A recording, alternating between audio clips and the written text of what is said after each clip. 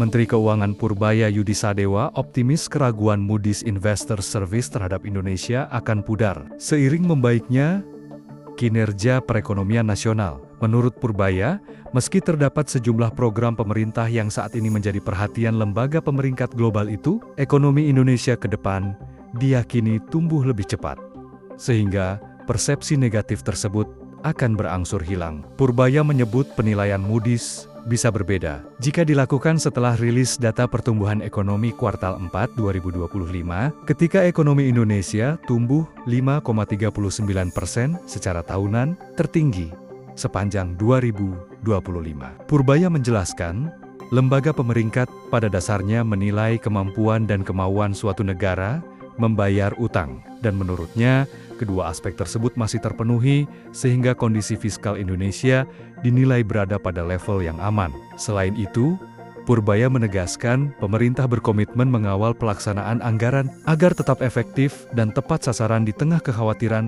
terhadap pelebaran defisit fiskal. Secara keseluruhan, Purbaya menilai arah pengelolaan anggaran pendapatan dan belanja negara sudah berada di jalur yang tepat, dengan defisit yang tetap terkendali dan pertumbuhan ekonomi yang terus membaik, tanpa biaya penyesuaian yang berlebihan. Purbaya menegaskan, tidak khawatir terhadap potensi penurunan peringkat kredit Indonesia, karena jika dibandingkan dengan negara selevel, defisit fiskal Indonesia dinilai lebih terjaga, dan target pertumbuhan ekonomi ditargetkan meningkat hingga 6%. Purbaya juga menyatakan, ekonomi Indonesia telah berbalik arah, dan diperkirakan tumbuh lebih cepat ke depan, sehingga Moody's diharapkan menilai kondisi secara lebih adil. Baca selengkapnya di www.idnfinancials.com.